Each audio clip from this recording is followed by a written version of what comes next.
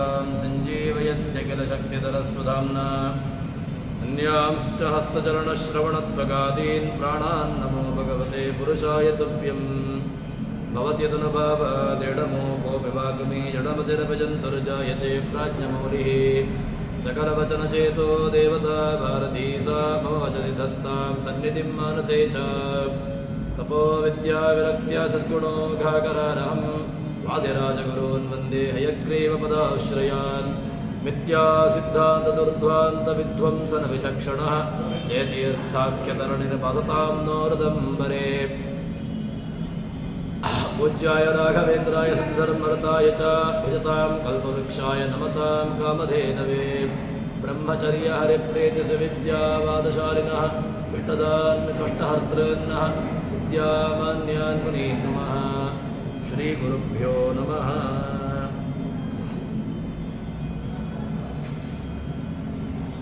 ಹರಿಕಥಾಮೃತಸಾರದಲ್ಲಿ ಜಗನ್ನಾಥದಾಸರು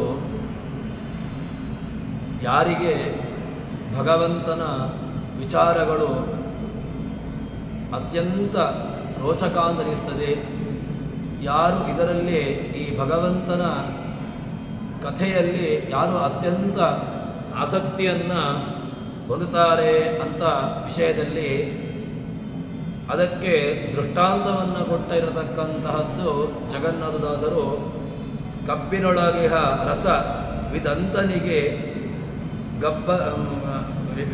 ವಿದಂತನಿಗೆ ಬಲ್ಲದೆ ಭಾಗ್ಯ ಯೌವನ ಮಪ್ಪಿನಲ್ಲಿ ಮೈಮರದವಗೆ ಹರಿಸುಚರಿತಾಮೃತವು. ಈ ಹರಿಕಥಾಮೃತ ಸಾರ ಯಾರಿಗೆ ಅತ್ಯಂತ ಆಪ್ಯಾಯಮಾನ ಅಂತನಿಸ್ತದೆ ಅಂತ ಕೇಳಿದರೆ, ವಿದಂತನಿಗೆ ಯಾವ ರೀತಿಯಾಗಿ ಹಲ್ಲಿಲ್ಲದವನಿಗೆ ಒಂದು ಕಬ್ಬಿನ ಜಲ್ಲೆಯನ್ನು ಕೊಟ್ಟರೆ ಅವನಿಗೆ ಯಾವ ರೀತಿಯಾಗಿ ಅದರಲ್ಲಿ ಯಾವುದೇ ರೀತಿಯಾದಂತಹ ಸ್ವಾರಸ್ಯ ಅವನಿಗೆ ಕಾಣಿಸೋದಿಲ್ವೋ ಅಥವಾ ಅದನ್ನು ಆ ಸ್ವಾರಸ್ಯವನ್ನು ಅನುಭವಿಸುವಂತಹ ಒಂದು ಸೌಭಾಗ್ಯ ಅವನಿಗೆ ಇರೋದಿಲ್ವೋ, ಅದೇ ರೀತಿಯಾಗಿ ಈ ಭಾಗ್ಯ ಯೌವನ ಸಂಪನ್ನ ಒಂದೊಂದು ಕೂಡ ಅನರ್ಥವಾಗಿರತಕ್ಕಂತಹ ಯೌವನ, ವಿಪರೀತವಾಗಿರತಕ್ಕಂತಹ ಯೌವನದಲ್ಲಿ ತಾನು ತೇಲಾಡ್ತಾ ಇರ್ತಾನೆ ಅಂಥವನಿಗೂ ಕೂಡ ಈ ಭಗವಂತನ ಹರಿಕಥಾಮೃತ ಸಾರ ಅದು ರುಚಿಸೋದಿಲ್ಲ. ಅಥವಾ ಭಾಗ್ಯಗಳು ಅನೇಕ ರೀತಿಯಾಗಿರತಕ್ಕಂತಹ ಸೌಭಾಗ್ಯಗಳು, ಸಂಪತ್ತು, ಐಶ್ವರ್ಯ ಅಥವಾ ಎಲ್ಲ ರೀತಿಯಾಗಿರತಕ್ಕಂತಹ ಸಮಸ್ತ ವಿಧವಾದಂತಹ ಸೌಭಾಗ್ಯಗಳುಳ್ಳವನಿಗೆ ಅವನಿಗೂ ಕೂಡ ಈ ಹರಿಕಥಾಮೃತ ಸಾರ ರುಚಿಸೋದಿಲ್ಲ. ಅದಕ್ಕೋಸ್ಕರ ಹೇಳ್ತಾರೆ, ಲಭ್ಯವಾಗದು ಹರಿಪದಾಬ್ಜದಿ ಹಬ್ಬಿದ ಅತಿ ಸದ್ಭಕ್ತಿ ರಸ ಉಂಡುಬ್ಬಿ ಕೊಬ್ಬಿ. ಇದು ಈ ಭಗವಂತನ ಪಾದಕಮಲದಲ್ಲಿ ಅತ್ಯಂತ ತನ್ನ ಮನಸ್ಸನ್ನು ಇಟ್ಟು ಅದರಲ್ಲಿಯೇ ಪೂರ್ಣವಾಗಿ ಮಗ್ನನಾಗಿರತಕ್ಕಂಥವನಿಗೆ ಈ ಭಗವಂತನ ಅವನ ಸಮುದ್ರದಲ್ಲಿ ಅಂದರೆ ಭಗವಂತನ ವಿಹಾರದ ಮನಸ್ಸಿನ ಭಗವಂತನ ಚಿಂತನೆಯಲ್ಲಿಯೇ ಇರತಕ್ಕಂಥವನಿಗೆ ಇದು ರುಚಿಸ್ತದೆ ಎಂಬುದಾಗಿ ಹೇಳುತ್ತಾರೆ. ಅದಕ್ಕೋಸ್ಕರವಾಗಿ ಆ ರೀತಿಯಾಗಿ ಭಗವಂತನಲ್ಲಿಯೇ ಮನಸ್ಸುಳ್ಳವರಾಗಬೇಕು. ಅದೇ ರೀತಿಯಾದಂತಹ ಮನಸ್ಸನ್ನು ಉಳಿಸಿಕೊಂಡು ನಾವು ಜೀವನವನ್ನು ನಡೆಸಬೇಕು ಎಂಬಂತಹ ದೊಡ್ಡ ಅಂಶವನ್ನು ಜಗನ್ನಾಥದಾಸರು ನಮಗೆ ತಿಳಿಸಿಕೊಡ್ತಾ ಇದ್ದಾರೆ. ಅದಾದ ಮೇಲೆ ಮುಂದೆ ಖಗವರ ಧ್ವಜನಂಗ್ರಿ ಅಂಗ್ರಿ ಭಕುತಿಯ ಬಗೆಯನರಿಯದ ಮಾನವರಿಗಿದು ಒಗಟಿನಂದದಿ ತೋರುತಿಪ್ಪದು ಎಲ್ಲ ಕಾಲದಲ್ಲಿ ತ್ರಿಗುಣವರ್ಜಿತನ ಅಮಲ ಗುಣಗಳ ಹೊಗಳಿ ಹಿಗ್ಗುವ ಭಾಗವತರಿಗೆ ಮಿಗೆ ಭಗುತಿ ಸುಜ್ಞಾನ ಸುಖವಿತ್ತವರ ರಕ್ಷಿಸುವುದು. ಭಗವಂತ ಯಾರನ್ನ ಅನುಗ್ರಹ ಮಾಡ್ತಾನೆ, ಯಾವ ರೀತಿಯಾಗಿ ಭಗವಂತ ಇದನ್ನು ನಮ್ಮಂತಹ ಯಾರನ್ನ ಭಗವಂತ ಅತ್ಯಂತ ತನ್ನವನು ಅಂತ ಅನಿಸಿಕೊಳ್ತಾನೆ ಅಂತ ಕೇಳಿದರೆ ಹೇಳ್ತಾರೆ, ಭಗವಂತನ ಭಗವಂತನಲ್ಲಿ ಭಕ್ತಿ ಇಲ್ಲ ಅಂತ ಹೇಳಿದರೆ ಈ ಭಗವಂತನ ಕಥಾಮೃತ ಸಾರ ಏನಿದೆ ಇದು ಒಂದು ರೀತಿಯಾಗಿ ಬಿಡಿಸಲಿಕ್ಕೆ ಆಗದೇ ಇರತಕ್ಕಂತಹ ಒಂದು ಕಗ್ಗಂಟಾಗಿರ್ತದೆ. ಇದು ಕಗ್ಗಂಟಾಗುವುದು ಯಾವಾಗ ನಮಗೆ ಭಾಗವತ, ಪುರಾಣಗಳು, ಉಪನಿಷತ್ತುಗಳು, ವೇದಗಳು, ಅದೇ ರೀತಿಯಾಗಿ ವ್ಯಾಸರು ಮಾಡಿರತಕ್ಕಂತಹ ಭಗವತ್ ಸೂತ್ರಗಳು, ಬ್ರಹ್ಮಸೂತ್ರಗಳು, ಅದಕ್ಕೆ ಇರತಕ್ಕಂತಹ ಟೀಕೆಗಳು, ವ್ಯಾಖ್ಯಾನಗಳು, ಟಿಪ್ಪಣಿಗಳು, ಇದೆಲ್ಲವೂ ಕೂಡ ಯಾರಿಗೆ ರುಚಿಸ್ತದೆ ಅಂತ ಕೇಳಿದರೆ ಯಾರಿಗೆ ಅಧ್ಯಯನದಲ್ಲಿ ಆಸಕ್ತಿ, ಅದೇ ರೀತಿಯಾಗಿ ಆ ಹರಿಕಥನ್ನ ಭಗವಂತನ ವಿಚಾರವನ್ನು ತಾನು ತಿಳ್ಕೊಳ್ಳಬೇಕು ಎಂಬಂಥ ಹಂಬಲವುಳ್ಳವನಿಗೆ ಮಾತ್ರ ಇದು ಆ ಭಗವಂತನ ಭಾಗವತಾದಿಗಳು, ಮಹಾಭಾರತ, ರಾಮಾಯಣ ಇತ್ಯಾದಿಗಳು ರೋಚಕ ಅನ್ನಿಸ್ತದೆ. ಇಲ್ಲ, ಇದರಲ್ಲಿ ಯಾವುದೇ ರೀತಿಯಾಗಿರತಕ್ಕಂತಹ ಸ್ವಾರಸ್ಯ ಇಲ್ಲ, ಭಗವದ್ಗೀತೆ ಒಂದು ರೀತಿಯಾಗಿ ಏನೂ ಇಲ್ಲದೆ ಇರತಕ್ಕಂತಹದ್ದು, ಕೃಷ್ಣ ಏನನ್ನೋ ಹೇಳಿದ್ದಾನೆ, ಅಥವಾ ಮಹಾಭಾರತಗಳು ಒಂದು ರೀತಿಯಾಗಿ ಗಲಾಟೆಯನ್ನು ಹೇಳುವಂತಹ ಒಂದು ಗ್ರಂಥ, ಅದೇ ರೀತಿಯಾಗಿ ರಾಮಾಯಣವೂ ಕೂಡ ಇಬ್ಬರ ಮಧ್ಯದಲ್ಲಿ ಗಲಾಟೆಯನ್ನು ತಂದಿರತಕ್ಕಂತಹದ್ದು, ಮಹಾಭಾರತ, ರಾಮಾಯಣ ಇತ್ಯಾದಿಗಳೆಲ್ಲವೂ ಕೂಡ ಒಂದು ರೀತಿಯಾಗಿ ಕಟ್ಟುಕತೆ. ಈ ರೀತಿಯಾಗಿ ಮನಸ್ಥಿತಿ ಉಳ್ಳವನಿಗೆ ಈ ಯಾವುದೇ ಶಾಸ್ತ್ರಗಳು, ಯಾವುದೇ ಪುರಾಣ ವೇದಗಳಾಗಲಿ ಅವನಿಗೆ ಅದು ಆಪ್ಯಾಯಮಾನ ಆಗೋದಿಲ್ಲ. ಇದು ಆಪ್ಯಾಯಮಾನ ಆಗಬೇಕು ಅಂತಾದರೆ, ಅಥವಾ ಅದರಲ್ಲಿ ಅವನಿಗೆ ತುಂಬ ಆಸಕ್ತಿ ಬರಬೇಕು ಅಂತ ಹೇಳಿದರೆ ಅದಕ್ಕಿರತಕ್ಕಂತಹ ಮಾರ್ಗ ಏನು ಅಂತ ಕೇಳಿದ್ರೆ ಖಗವರ ಧ್ವಜನ ಅಂಗ್ರಿ ಭಕುತಿಯ. ಅವನಲ್ಲಿ ಖಗವರ ಯಾರು ಗರುಡಧ್ವಜನಾಗಿರತಕ್ಕಂತಹ ಭಗವಂತನಲ್ಲಿ, ಅವನ ಅಂಗ್ರಿ, ಅವನ ಪಾದ ಕಮಲಗಳಲ್ಲಿ, ಅವನ ಪಾದ ಸೇವೆಯನ್ನು ಅತ್ಯಂತ ಯಾವುದೇ ರೀತಿಯಾಗಿ ಅಂತ ಕೇಳಿದ್ರೆ ತುಂಬ ಭಕ್ತಿಭರಿತನಾಗಿ ಯಾರು ಆ ಪಾದ ಕಮಲಗಳಲ್ಲಿ ತನ್ನ ಮನಸ್ಸನ್ನು ಇಟ್ಟಿರ್ತಾನೆ, ಅಂಗ್ರಿ ಭಕುತಿಯ ಬಗೆಯನರಿಯದ ಮಾನವರಿಗೆ, ಯಾರಿಗೆ ಭಗವಂತನಲ್ಲಿ ಭಕ್ತಿಯನ್ನು ಮಾಡಬೇಕು ಅಂತ ಗೊತ್ತಿಲ್ಲ, ಅಥವಾ ಭಗವಂತನನ್ನು ತಿಳ್ಕೊಳ್ಬೇಕು ಅಂತ ಪ್ರಯತ್ನವನ್ನು ಪಡೋದಿಲ್ಲ, ಅಥವಾ ಹೀಗೆ ಬೇರೆ ಬೇರೆ ರೀತಿಯಾಗಿರತಕ್ಕಂತಹ ರೀತಿಯಲ್ಲಿ ಒದ್ದಾಡ್ತಾ ಇರ್ತಾನೆ, ಅಂಥವನಿಗೆ ಏನಾಗಿದೆ ಅಂತ ಕೇಳಿದ್ರೆ ಈ ಹರಿಕಥಾಮೃತ ಸಾರ ಅಥವಾ ಭಗವಂತನನ್ನು ತಿಳಿಸತಕ್ಕಂತಹ, ಭಗವಂತನನ್ನು ಹೊಗಳತಕ್ಕಂತಹ ಈ ಗ್ರಂಥಗಳು ಇದು ತುಂಬ ಕನ್ನಡಿಯಲ್ಲಿರ್ತಕ್ಕಂತಹ ಕಗ್ಗಂಟು. ಕನ್ನಡಿಯಲ್ಲಿ ನೋಡಿದಂತಹ ಗಂಟು ಅದನ್ನು ಬಿಡಿಸ್ಲಿಕ್ಕಾಗೋದಿಲ್ಲ. ಅದನ್ನು ಬಿಡಿಸಬೇಕು ಅಂತ ಹೇಳಿದರೆ ಅದಕ್ಕೆ ಪ್ರಯತ್ನವನ್ನು ಎಲ್ಲಿ ಮಾಡಬೇಕು? ಕನ್ನಡಿಯಲ್ಲಿರ್ತಕ್ಕಂತಹ ಗಂಟು ಹೋಗಬೇಕು ಅಂತ ಹೇಳಿದರೆ ಯಾವ ರೀತಿಯಾಗಿ ಪ್ರತಿಫಲಿತವಾಗಿರತಕ್ಕಂತಹ ಗಂಟನ್ನು ಹೊರಗಿರತಕ್ಕಂತಹದನ್ನು ಬಿಚ್ಚಲಿಕ್ಕೆ ನಾವು ಪ್ರಯತ್ನವನ್ನು ಪಡಬೇಕು. ಅದೇ ರೀತಿಯಾಗಿ ನಾನು ಭಗವಂತನನ್ನು ಕಾಣಬೇಕು, ಭಗವತ್ ಸಾಕ್ಷಾತ್ಕಾರ ಮಾಡಿಕೊಳ್ಳಬೇಕು ಅಂತ ಹೇಳಿದರೆ ಅದಕ್ಕಿರತಕ್ಕಂತಹ ಉಪಾಯ, ಅದಕ್ಕಿರತಕ್ಕಂತಹ ಮಾರ್ಗ ಯಾವುದು ಅಂತ ಕೇಳಿದರೆ ಭಗವಂತನಲ್ಲಿ ಅತ್ಯಂತ ಭಕ್ತಿಯನ್ನು ಮಾಡುವಂತಹದ್ದು, ಅಥವಾ ಭಗವದ್ ಭಕ್ತರ ಕಥೆಯನ್ನು ಕೇಳುವಂತಹದ್ದು, ಭಗವದ್ಭಕ್ತರ ವಿಚಾರವನ್ನು ಮನನ ಮಾಡುವಂತಹದ್ದು.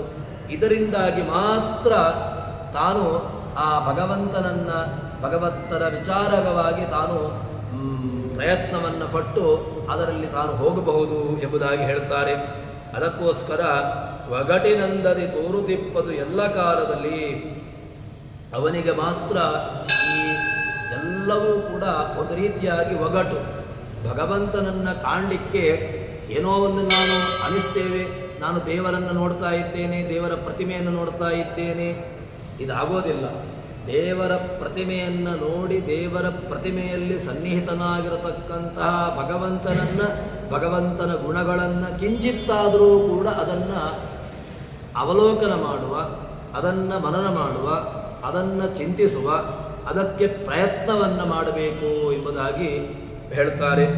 ಹೀಗೆ ತ್ರಿಗುಣವರ್ಜಿತನ ಅಮರ ಗುಣಗಳ ಇಂತಹ ತ್ರೈಗುಣ್ಯವರ್ಜಿತಮಜಂ ವಿಭುಂ ಆದ್ಯಂ ಈಶಂ ವಂದೇ ಭವಗ್ನಂ ಅಮರಾಸುರ ಸಿದ್ಧವಂದ್ಯಂ ಅಂತ ಹೇಳಿಕೊಂಡು ಭಗವಂತನನ್ನು ಕೊಂಡಾಡತಕ್ಕಂತಹದ್ರು. ತ್ರೈಗುಣ್ಯವರ್ಜಿತಂ, ಭಗವಂತನಲ್ಲಿ ತ್ರೈಗುಣ್ಯಗಳು, ಅವನಲ್ಲಿ ಯಾವ ರೀತಿಯಾಗಿ ಸತ್ವ ರಜಸ್ಸು ತಮಸ್ಸು ಈ ಮೂರು ಗುಣಗಳು, ಭಗವಂತನಲ್ಲಿ ಮೂರು ಗುಣಗಳು ಇಲ್ಲವಾ ಅಂತ ಕೇಳಿದರೆ ಮೂರು ಗುಣಗಳಿಗೂ ಕೂಡ ಅಭಿಮಾನಿಯಾಗಿರತಕ್ಕಂತಹವನು ತಾನು. ಆದ್ದರಿಂದ ತ್ರೈಗುಣ್ಯಗಳು ಇಲ್ಲ ಅಂತ ಹೇಳಿದರೆ ಏನರ್ಥ ಅಂತ ಕೇಳಿದರೆ ತ್ರಿಗುಣದಿಂದ ಉಂಟಾಗುವಂತಹ ವಿಕಾರಗಳು, ಸತ್ವಗುಣದಿಂದ ಉಂಟಾಗುವಂತಹ ವಿಕಾರ, ರಜೋಗುಣದಿಂದ ಉಂಟಾಗುವಂತಹ ವಿಕಾರ, ತಮೋಗುಣದಿಂದ ಉಂಟಾಗುವ ವಿಕಾರ, ಈ ತ್ರೈಗುಣ್ಯಗಳಿಂದ ತ್ರಿಗುಣಗಳಿಂದ ಉಂಟಾಗುವ ವಿಕಾರಗಳು ಅವನಿಗಿಲ್ಲ. ಆದ್ದರಿಂದ ತ್ರೈಗುಣ್ಯವರ್ಜಿತ ಭಗವಂತ.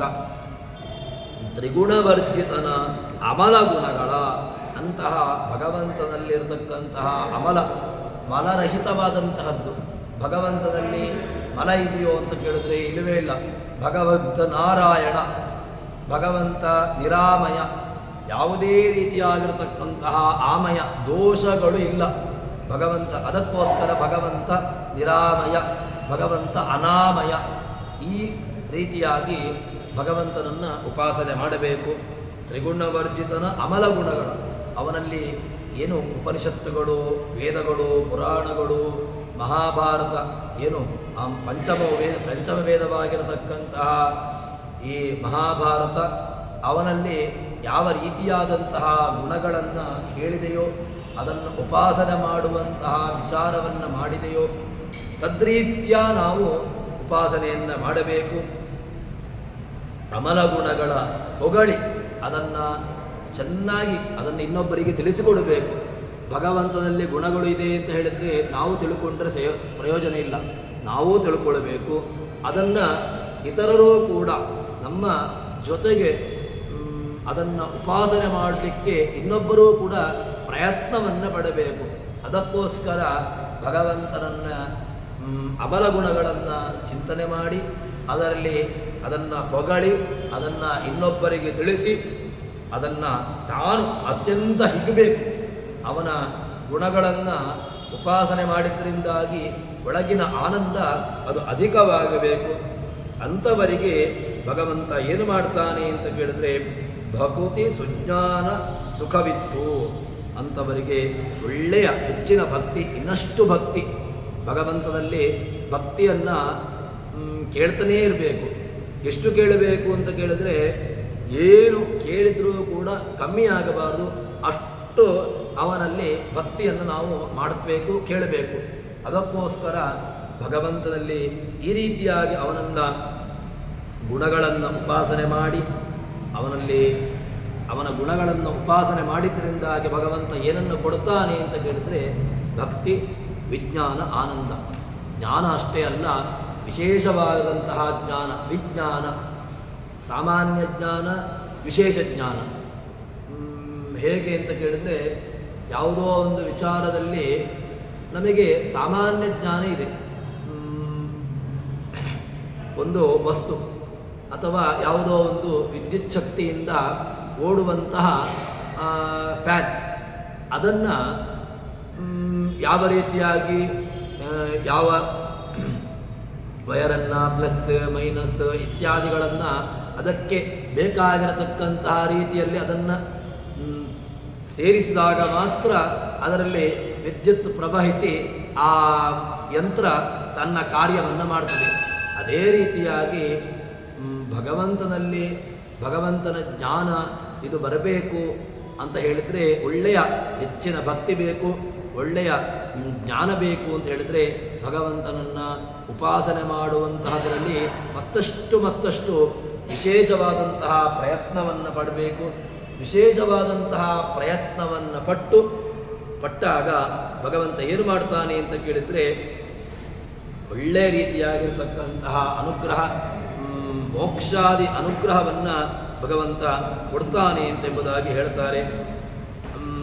ಪದ್ಮಪುರಾಣದ ಮಾತನ್ನು ನಾವು ನೋಡೋದು ಅಂತಾದರೆ ಯೋಸೌ ನಿರ್ಗುಣಃ ಇತ್ಯುಕ್ತೋ ವೇದಾದಿಷು ಮಹೇಶ್ವರಃ ಪ್ರಾಕೃತೈರ್ಹೇಯಸಂಯುಕ್ತೈರ್ಗುಣೈರ್ಹೀನತ್ವಮುಚ್ಯತೆ. ಯಃ ಅಸೌ ನಿರ್ಗುಣಃ, ಭಗವಂತ ನಿರ್ಗುಣ ಅಂತ ಹೇಳಿದ್ದಾರೆ. ಯಾಕೆ ಭಗವಂತ ನಿರ್ಗುಣ? ಅಲ್ಲ, ಗುಣ ಇಲ್ವಾ ಅಂತ ಕೇಳಿದ್ರೆ ಗುಣ ಇದೆ. ನಮ್ಮ ಭಗವಂತನನ್ನು ನಾವು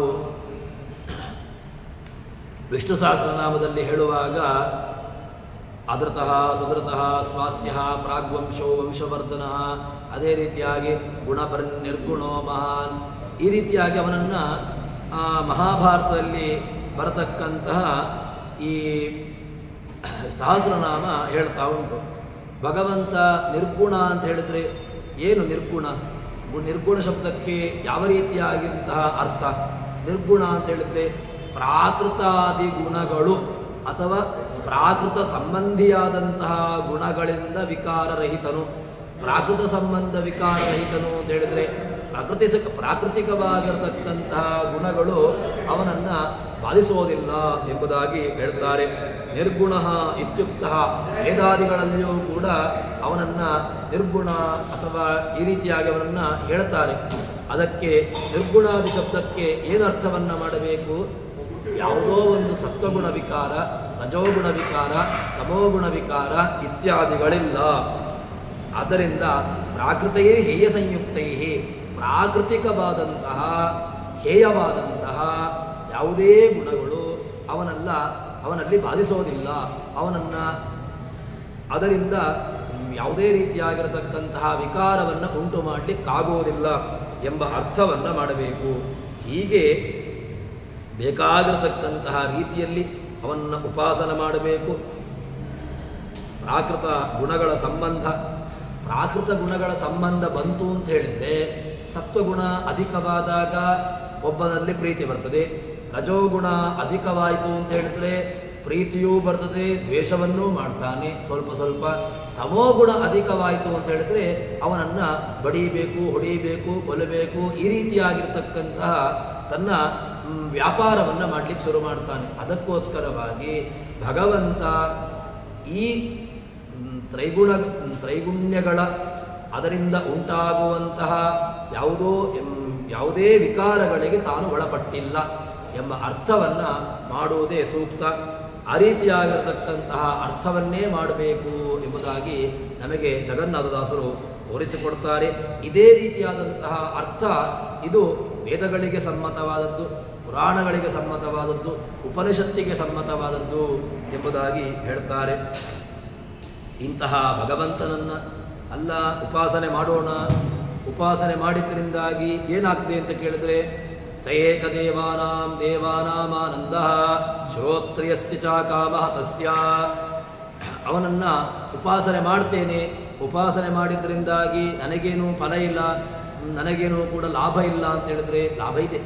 ಯಾಕೆ ಅಂತ ಕೇಳಿದ್ರೆ, ಭಗವಂತನನ್ನು ಉಪಾಸನೆ ಮಾಡಿದ್ದರಿಂದಾಗಿ ನಹಿ ನಿಷ್ಫಲ, ಯಾವುದೇ ರೀತಿಯಾಗಿ ಫಲ ಇಲ್ಲ ಅಂತ ಇಲ್ಲವೇ ಇಲ್ಲ. ಅವತ್ತೂ ಕೂಡ ಭಗವಂತನ ಉಪಾಸನೆಗಾಗಲಿ ಭಗವಂತನನ್ನು ಆರಾಧನೆ ಮಾಡಿದ್ದಕ್ಕಾಗಿ ಅದಕ್ಕೆ ಫಲ ಎಂಬುದು ನಿಶ್ಚಿತವಾಗಿಯೂ ಕೂಡ ಇದ್ದೇ ಇದೆ. ಅದನ್ನು ತಿಳಿಯುವಂತಹ ಬಗೆ ತನ್ಮೂಲಕವಾಗಿ ಉಪಾಸನೆಯನ್ನು ಮಾಡಿ ಫಲವನ್ನು ನಾವು ಅನುಭವಿಸಬೇಕು ಎಂಬುದಾಗಿ ನಮಗೆ ದಾಸರ ಮಾತು. ಆ ರೀತಿಯಾಗಿ ನಾವು ಉಪಾಸನೆಯನ್ನು ಮಾಡಬೇಕು ಎಂಬುದಾಗಿ ನಮಗೆ ದಾಸರು ತಿಳಿಸಿಕೊಡ್ತಾರೆ.